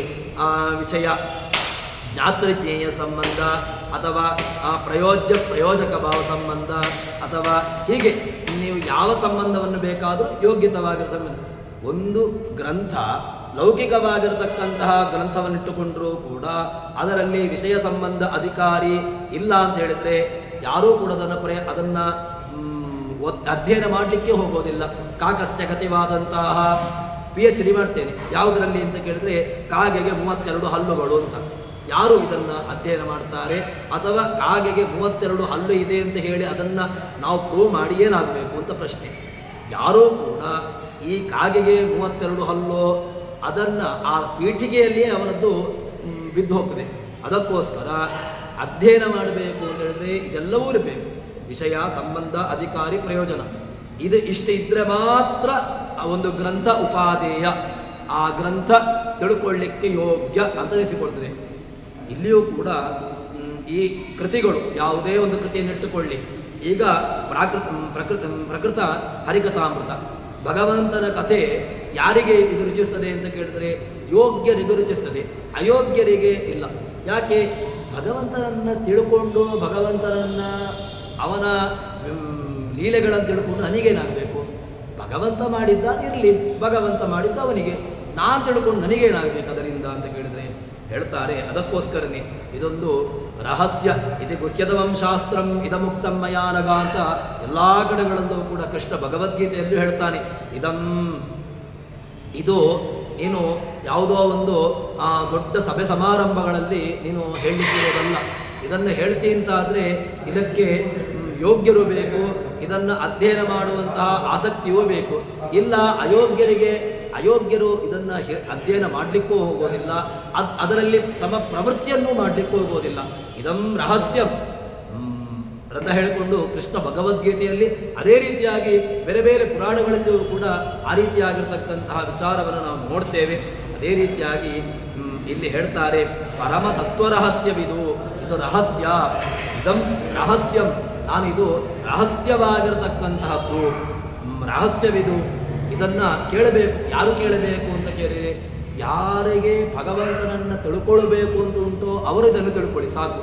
ಯಾರು ಯೋಗ್ಯರು ಅಂತ ಕೇಳಿದ್ರೆ ಯೋಗ್ಯತೆಯನ್ನು ನಾವು ನಿರ್ಣಯ ಮಾಡುವುದು ಹೇಗೆ ಅಂತ ಕೇಳಿದ್ರೆ, ನಿನಗೆ ಭಗವಂತನನ್ನು ತಿಳ್ಕೊಂಡು ಭಗವಂತನನ್ನು ಸೇರಬೇಕು ಅಂತ ಉಂಟಾ ಕೇಳು. ಇಲ್ಲ ಏನಾದರೂ ಪರವಾಗಿಲ್ಲ, ಹೇಗಾದರೂ ಪರವಾಗಿಲ್ಲ, ದೇವರ ಬಗ್ಗೆ ಯಾಕೆ, ದೀನರ ಬಗ್ಗೆ ಯಾಕೆ, ಯಾವುದೂ ಬೇಕಾಗಿಲ್ಲ ಅಂತ ಹೇಳಿದ್ರೆ ಇದನ್ನು ಬೇಕಾಗೇ ಇಲ್ಲ. ಇದರಲ್ಲಿ ಪ್ರವೃತ್ತಿಯನ್ನೇ ಮಾಡೋದು ಬೇಡ. ಅದಕ್ಕೋಸ್ಕರ ಹೇಳ್ತಾರೆ ಪರಮ ತತ್ವ ರಹಸ್ಯವಿದು, ಕೇಳುವುದು ಸಾದರದಿ. ಹೇಗೆ ಕೇಳಬೇಕು ಅಂತ ಕೇಳಿದ್ರೆ ಆದರದಿ. ಇಲ್ಲ ರೀ, ಕೇಳುವುದು ಅಂತ ಹೇಳಿದ್ರೆ ಆದರ. ಇದರಲ್ಲಿ ಕೇವಲ ಡಾಂಭಿಕವಾಗಿರತಕ್ಕಂತಹದ್ದು ಇಲ್ಲ, ಇದು ಸಾಧ್ಯವೇ ಇಲ್ಲ. ಆದರದಿ, ಸಾದರ. ಹೇಗಿರಬೇಕು? ಆದರಪೂರ್ವಕವಾಗಿರಬೇಕು. ನಮ್ಮ ತಿಳ್ಕೊಳ್ಳುವಂತಹ ಬಗೆ ಹೇಗಿರಬೇಕು ಅಂತ ಕೇಳಿದ್ರೆ ಸಾದರ. ನಮಗೆ ಅದರಲ್ಲಿ ತುಂಬ ಭರ ಇರಬೇಕು. ಲೌಕಿಕವಾಗಿರತಕ್ಕಂತಹ ದೃಷ್ಟಾಂತವನ್ನೇ ನಾವು ನೋಡುವ. ಶಾಲೆಯಲ್ಲಿ ಅಧ್ಯಯನ ಮಾಡುವಂತಹ ವಿದ್ಯಾರ್ಥಿ, ಪಾಠ ಮಾಡುವಂತಹ ಅಧ್ಯಾಪಕ, ಇಬ್ಬರಲ್ಲಿಯೂ ಕೂಡ ಆದರ ಇದ್ದರೆ ಮಾತ್ರ ಆವಾಗ ಎದುರಲ್ಲಿರತಕ್ಕಂತಹ ವಿದ್ಯಾರ್ಥಿಗೆ ಪಾಠ ಮಾಡಿದಂತಹ ಅಧ್ಯಾಪಕನ ಪಾಠ ಅರ್ಥವಾಗದೆ ಅವನಿಗೆ ಅದರಲ್ಲಿ ಆದರ ಇತ್ತು ಅಂತ ಹೇಳಿದರೆ ಮಾಡಿದಂತಹ ಪಾಠ ತಲೆಗೆ ಹೋಗ್ತದೆ. ಇಲ್ಲ ಅಪ್ಪ ಅಮ್ಮ ಕಳಿಸ್ತಾರೆ, ನಾನು ಹೋಗ್ತೇನೆ ಅಷ್ಟೇ ಇದ್ದರೆ ಯಾವ ಕಾಲಕ್ಕೂ ಕೂಡ ಯಾವುದೇ ಶಾಸ್ತ್ರಗಳು ಕೂಡ ರುಚಿಸೋದಿಲ್ಲ. ಅದಕ್ಕೋಸ್ಕರ ಜಗನ್ನಾಥದಾಸರು ಹೇಳಿದಂತಹ ಪದ ಯಾವುದು ಅಂತ ಕೇಳಿದರೆ ಸಾದರದಿ. ನಿನಗೆ ಆದರಪೂರ್ವಕ ನೀನು ಅದರಲ್ಲಿ ಎಷ್ಟು ನಿನ್ನನ್ನು ಒಪ್ಪಿಸಿಕೊಂಡಿದ್ದಿ, ನೀನು ಅದರಲ್ಲಿ ಎಷ್ಟು ನಿನ್ನನ್ನು ತೊಡಗಿಸಿಕೊಂಡಿದ್ದಿ, ಆವಾಗ ನಿನಗೆ ಭಗವಂತ ಹತ್ತಿರ ಆಗ್ತಾನೆ. ಯಾವುದೇ ನಾವು ಮಗುವನ್ನೇ ನೋಡುವ, ಮಗುವಿನ ವಿಚಾರದಲ್ಲಿ ಮಗು ನನ್ನದು ಅಂತ ಹೇಳುವಾಗ ಅದರಲ್ಲಿ ನೀನು ಮೊದಲಿಂದಲೂ ಕೂಡ ಅದನ್ನು ದ್ವೇಷವೋ ಅಥವಾ ಅದಕ್ಕೆ ವಿರುದ್ಧವಾಗಿರತಕ್ಕಂತಹ ನೀತಿಯನ್ನು ನೀನು ಮಾಡ್ತಾ ಹೋದಿ ಅಂತಾದರೆ ಅದಕ್ಕೆ ನಿನ್ನಲ್ಲಿ ಯಾವುದೇ ರೀತಿಯಾಗಿ ಅದು ಆಧಾರ ಪಡೋದಿಲ್ಲ. ಅಥವಾ ಅದರ ಮನಸ್ಥಿತಿ ಹೇಗಾಗ್ತದೆ ಅಂತ ಹೇಳಿದ್ರೆ ಅದೇ ರೀತಿಯಾಗಿರ್ತಕ್ಕಂತಹ ಮನಸ್ಥಿತಿಯನ್ನು ಬೆಳೆಸಿಕೊಳ್ತದೆ. ಅದಕ್ಕೋಸ್ಕರ ನಾವು ದೇವರಲ್ಲಿಯೂ ಕೂಡ ಆದರಪೂರ್ವಕವಾಗಿ ಇದನ್ನು ಅವನೇ ಕೊಡಬೇಕು ನಮಗೆ. ಯಾಕೆ ಅಂತ ಕೇಳಿದರೆ ನಮಗೆ ಯಾವ ರೀತಿಯಾಗಿ ದೇವರನ್ನು ಪ್ರೀತಿ ಮಾಡಬೇಕು ಎಂಬುದು ಗೊತ್ತಿಲ್ಲ. ನಮಗೆ ದೇವರಲ್ಲಿ ಪ್ರೀತಿ ಮಾಡುವುದು ಹೇಗೆ ಅಂತ ಗೊತ್ತಿಲ್ಲ. ಅದಕ್ಕೋಸ್ಕರ ಆ ಆದರ ಯಾವುದೋ ಲೌಕಿಕವಾಗಿ ನನ್ನ ಮನೆ, ನನ್ನ ಹೆಂಡತಿ, ನನ್ನ ವ್ಯವಸ್ಥೆ, ನನ್ನ ಊರು, ಈ ವ್ಯವಸ್ಥೆಯನ್ನು ನಾವು ಇದೇ ವ್ಯವಸ್ಥೆಯನ್ನು ದೇವರಲ್ಲಿ ತೋರಿಸಿದಾಗ ನಮಗೆ ಈ ಪರಮ ಆದರ, ಈ ಆದರ ಬರಬೇಕು ಅಂತ ಹೇಳಿದರೆ ಭಗವಂತನ ವಿಚಾರವನ್ನು ಕೇಳಬೇಕು. ಅದಕ್ಕೋಸ್ಕರ ಸಾದರದಿ. ಮತ್ತು ಇದನ್ನು ಯಾರಿಗೆ ಹೇಳಬಾರ್ದು ಅಂತ ಕೇಳಿದರೆ ನಿಷ್ಠುರರಿಗೆ, ಯಾರಿಗೆ ಇದರಲ್ಲಿ ಆಸಕ್ತಿ ಇಲ್ಲ ಅಥವಾ ಅದರಲ್ಲಿ ತನ್ನನ್ನು ತಾನು ತೊಡಗಿಸಿಕೊಳ್ಳಬೇಕು ಎಂಬಂತಹ ಒಂದು ಹಂಬಲ್ನೆಸ್ ಅಂತ ಹೇಳ್ತೆ ಅದಿಲ್ಲ ಅಂತ ಹೇಳಿದ್ರೆ ಅವನಿಗೆ ಅರ್ಥ ಆಗುವುದಿಲ್ಲ. ಮೂಢರಿಗೆ ಇಲ್ಲ, ಅವನು ಮೂರ್ಖ ಅಂತ ಹೇಳಿದ್ರೆ ಮೂರ್ಖರಿಗೂ ಕೂಡ ಹೇಳಿದ್ದಲ್ಲ. ಯಾವುದೋ ಒಂದು ಶಾಸ್ತ್ರವನ್ನು ಈ ಕಾಕಸ್ಯ ಕಥಿವಾದಂಥ ಅಂತ ಹೇಳಿದ್ರೆ ಕಾಗೆಗೆ ಹಲ್ಲಿದೆ ಅಂತ ಹೇಳಿದ್ರೆ ಅದು ಮೂರ್ಖರದ್ದೇ. ಯಾಕೆ? ಮೂರ್ಖರಿಗೆ ಇರುವಂತಹದ್ದು. ಕಾಗೆಗೆ ಹಲ್ಲಿದೆ ಅಂತ ಹೇಳಿಕೊಂಡು ಅವನು ಗಂಟೆಗಟ್ಟಲೆ 250 ಪೇಜಿನ ಥೀಸಿಸ್ ಬರೆದ್ರೆ ಹುಚ್ಚು ಅಂತ ಹೇಳ್ತಾರೆ. ಅದೇ ರೀತಿಯಾಗಿ ತಾನು ಭಗವಂತನನ್ನು ತಿಳ್ಕೊಳ್ಳಬೇಕು ಅಥವಾ ಭಗವಂತನ ವಿಚಾರವಾಗಿ ತಾನು ಪ್ರಯತ್ನವನ್ನು ಪಡಬೇಕು ಅಂತ ಹೇಳಿದ್ರೆ ಅದರಲ್ಲಿ ಆಸಕ್ತಿ ಬೇಕು. ಮೂಢರಿಗೆ ಇಲ್ಲ, ಪಿಶುನರಿಗೆ ಮತ್ತೆ ಅವನಿಗೆ ಅದರಲ್ಲಿ ಸ್ವಾರಸ್ಯನೇ ಇಲ್ಲ. ದೇವರು ಬಹುಚಿತ್ರ ಜಗದ್ಬಹುದಾಕರಣ ತ್ವರಶಕ್ತಿರನಂತ ಗುಣ ಪರಮಃ ನಹರೇ ಪರಮೋ ನಹರೇ ಸದೃಶಃ ಪರಮಸ್ಸತು ಸರ್ವಜಿತಾತ್ಮಗಣಾತ್. ಆಚಾರ್ಯರ ಮಾತನ್ನು ಅನುಭವಿಸಿಕೊಂಡು ನಾವು ನೋಡಿದಾಗ ಭಗವಂತನಲ್ಲಿ ನಮಗೆ ಸ್ವಾರಸ್ಯ ಹುಟ್ಟುತ್ತದೆ. ಜನ್ಮಾದ್ಯಸ್ಯೇತಃ ಓಂ. ಯಾಕೆ ಜನ್ಮ? ಭಗವಂತ ಓಂ ಓಮತಾತೋ ಬ್ರಹ್ಮ ಜಿಜ್ಞಾಸಾ ಓಂ. ಓಂ ಜನ್ಮಾದ್ಯ ಮೊದಲ ಸೂತ್ರವನ್ನು ಅಧ್ಯಯನ ಮಾಡು. ಯಾವುದು? ಓಂ ಓಮತಾತೋ ಬ್ರಹ್ಮ ಜಿಜ್ಞಾಸಾ ಓಂ. ಯಾರನ್ನು ಜಿಜ್ಞಾಸೆ ಮಾಡು? ಅಥಾತೋ ಬ್ರಹ್ಮ ಜಿಜ್ಞಾಸಾ ಕರ್ತವ್ಯ. ಬ್ರಹ್ಮನ ಜಿಜ್ಞಾಸೆಯನ್ನು ಮಾಡು. ಯಾರಪ್ಪ ಬ್ರಹ್ಮ ಅಂತ ಕೇಳಿದ್ರೆ ಬ್ರಹ್ಮಲಿಂಗೇಶ್ವರನೋ ಅಥವಾ ಇನ್ಯಾರೋ ಅಥವಾ ನಮ್ಮ ಊರಿನ ಬ್ರಹ್ಮನೋ ಕೇಳಿದ್ರೆ ಯಾರೂ ಅಲ್ಲ. ಬ್ರಹ್ಮ ಯಾರು ಅಂತ ಕೇಳಿದ್ರೆ ಬೃಹ ಜಾತಿ ಜೀವ ಕಮಲಾಸನ ಶಬ್ದರಾಶಿಷು ಇದರಲ್ಲಿರತಕ್ಕಂತಹ ಬ್ರಹ್ಮ ಅಲ್ಲ, ಚತುರ್ಮುಖ ಬ್ರಹ್ಮ ಅಲ್ಲ, ಅಥವಾ ಇನ್ಯಾವ ಬ್ರಹ್ಮಲಿಂಗೇಶ್ವರನೂ ಅಲ್ಲ. ಬ್ರಹ್ಮ ಯಾರು ಅಂತ ಕೇಳಿದ್ರೆ ಬೃಹಂತೋ ಹ್ಯಸ್ಮಿನ್ ಗುಣಾ ಅಸ್ಮಿನ್ ಇತಿ ಬ್ರಹ್ಮ. ಅದು ಯಾರಲ್ಲಿ ಪೂರ್ಣವಾಗಿರತಕ್ಕಂತಹ ಗುಣಗಳು, ಪೂರ್ಣವಾಗಿರತಕ್ಕಂತಹ ಆನಂದಗಳು, ಪೂರ್ಣಜ್ಞಾನಾಯ ವಿದ್ಮಹೇ ಪೂರ್ಣಾನಂದಾಯ ಧೀಮಹಿ, ಅಂತಹ ಪೂರ್ಣಜ್ಞಾನ, ಪೂರ್ಣ ಆನಂದ, ಪೂರ್ಣಮದ ಪೂರ್ಣಮಿದಂ ಪೂರ್ಣಾತ್ ಪೂರ್ಣಮುಚ್ಯತೆ, ಎಲ್ಲವೂ ಪೂರ್ಣ. ಆ ಪೂರ್ಣವಾಗಿರತಕ್ಕಂಥದ್ದೆಲ್ಲ ಅವನು ಬ್ರಹ್ಮ. ಆ ಬ್ರಹ್ಮ ಅವನನ್ನು ಜಿಜ್ಞಾಸೆ ಮಾಡು. ಎಂಥವನು? ಅವನ ಲಕ್ಷಣ ಏನಪ್ಪ? ಬ್ರಹ್ಮನ ಲಕ್ಷಣ ಬೇಕಲ್ವ? ನಾನು ಬ್ರಹ್ಮನನ್ನು ತಿಳ್ಕೊಳ್ಬೇಕು. ಅಲ್ಲ, ಬ್ರಹ್ಮನ ಬಗ್ಗೆ ತಿಳ್ಕೊಳ್ಳಿಕ್ಕೆ ನನಗೆ ಅಡ್ರೆಸ್ ಗೊತ್ತಿಲ್ಲ, ನನಗೆ ಕಾಗದ ಹಾಕಿದ್ದೇನೆ, ಕಾಗದ ಹಾಕಲಿಕ್ಕೆ ಬ್ರಹ್ಮನಿಗೆ ಹಾಕಿದ್ದೇನೆ. ಬ್ರಹ್ಮ ಯಾರು ಅಂತ ಕೇಳಿದ್ರೆ ಬ್ರಹ್ಮ ಜನ್ಮಾದ್ಯಸ್ಯೇತಃ. ಯಾರು ಬ್ರಹ್ಮ ಅಂತ ಕೇಳಿದ್ರೆ ಜನ್ಮಾದಿಗಳನ್ನು ಕೊಡುವವನು. ಏನಪ್ಪ ಜನ್ಮಾದಿಗಳನ್ನು? ಸೃಷ್ಟ್ಯಸ್ಥಿತಿ ಸಂಹಾರ ನೇತರಜ್ಞಾನಮಾವೃತಿ ಬಂಧ ಮೋಕ್ಷೌಚ ಯಸ್ಮಾತ್ ಯಸ್ಮಾತ್ ಹರಿರೇಕರಾಟ್ ಏಕರಾಟ ಸಹ ಹರಿ ಜನ್ಮ. ಯಾರು ಅಂತ ಕೇಳಿದ್ರೆ ಜನ್ಮಾದಿಗಳನ್ನು ಕೊಡುವವನು. ಜನ್ಮ, ಸೃಷ್ಟಿ, ಸ್ಥಿತಿ, ಸಂಹಾರ, ನಿಯಮನ, ಜ್ಞಾನ, ಅಜ್ಞಾನ, ಬಂಧ, ಮೋಕ್ಷ ಇತ್ಯಾದಿಗಳನ್ನು ಕೊಡುವನು ಬ್ರಹ್ಮ. ಅದರಿಂದಾಗಿ ಅಡ್ರೆಸ್ ಸಿಕ್ಕಿತು. ಯಾರು ಅಡ್ರೆಸ್ ಸಿಕ್ಕಿತು? ಅಡ್ರೆಸ್ ಈಗ ನಮಗೆ ಪೋಸ್ಟ್ ಹಾಕಲಿಕ್ಕೆ ಅಡ್ರೆಸ್ ಗೊತ್ತಾಯಿತು, ಬ್ರಹ್ಮನ ಗೊತ್ತಾಯಿತು. ಬ್ರಹ್ಮನನ್ನು ಕುರಿತುಕೊಂಡು ಅಡ್ರೆಸ್ ಹಾಕಿದ್ವಿ, ಕಾಗದ ಹಾಕಿದ್ವಿ. ಅದು ಕಾಗದ ಅವನಿಗೆ ಸಿಗಬೇಕು. ಅವನಿಗೆ ಸಿಕ್ಕಿದಾಗ ಅಂತಹ ಬ್ರಹ್ಮನನ್ನು ನಾವು ತಿಳ್ಕೊಳ್ಬೇಕು. ಅದಕ್ಕೆ ಇನ್ನು ಮುಂದಿನ ಸೂತ್ರ ಈಕ್ಷತೆಯರ್ನ ಶಬ್ದಂ ಗೌಣಶ್ಚೇನ್ನಾತ್ಮಶಬ್ದಾತು. ಹೀಗೆ ಮುಂದಿನ ಆ ವ್ಯಾಸರ ಸೂತ್ರವನ್ನು ಒಂದು ಸೂತ್ರವನ್ನು ಅಧ್ಯಯನ ಮಾಡು, ಎರಡನೇ ಸೂತ್ರಕ್ಕೆ ಹೋಗು, ಎರಡನೇ ಸೂತ್ರವನ್ನು ಅಧ್ಯಯನ ಮಾಡು, ಮೂರನೇ ಸೂತ್ರಕ್ಕೆ ಹೋಗು, ಮೂರನೇ ಸೂತ್ರವನ್ನು ಅಧ್ಯಯನ ಮಾಡು, ನಾಲ್ಕನೇ ಸೂತ್ರ. ಹೀಗೆ ನೀನು ಪ್ರಯತ್ನವನ್ನು ಪಟ್ಟಿ ಅಂತ ಹೇಳಿದ್ರೆ ಆವಾಗ ನಿನಗೆ ಹೋಗುತ್ತದೆ ಸ್ವಾರಸ್ಯ. ಅರಸಿಕರಿಗೆ ಅರಸಿಕೇಶು ಒಬ್ಬ ಕವಿ ಹೇಳ್ತಾನೆ, ಅರಸಿಕೇಶು ಕವಿತ್ವ ನಿವೇದನ ಶಿರಸಿ ಮಾಲಿಕ ಮಾಲಿಕ ಮಾಲಿಕ ಅಂತ. ನನಗೆ ಯಾವ ಜನ್ಮದಲ್ಲಿಯೂ ಕೂಡ ಒಬ್ಬ ಅರಸಿಕನಿಗೆ ರಸಾಸ್ವಾದ ಇಲ್ಲದವನಿಗೆ ನಾನು ಕವಿತ್ವವನ್ನು ಹೇಳುವಂತಹ ಒಂದು ನನ್ನ ಪ್ರಾರಬ್ಧವನ್ನು ಕೊಡಬೇಡ. ಅರಸಿಕೇಶು ಕವಿತ್ವ ನಿವೇದನಂ ಶಿರಸಿ ಮಾಲಿಕ ಮಾಲಿಕ ಮಾಲಿಕ, ನನ್ನ ಹಣೆಯಲ್ಲಿ ಯಾವತ್ತೂ ಕೂಡ ಬರಿಬೇಡ ಅಂತ. ಅದಕ್ಕೋಸ್ಕರ ಹೇಳ್ತಾರೆ, ಅರಸಿಕೆರಿಗಿದು ಬೇಡುವುದಲ್ಲದೆ ಅರಸಿಕೆರಿಗೆ ಇದು ಬೇಕಾಗಿಲ್ಲ.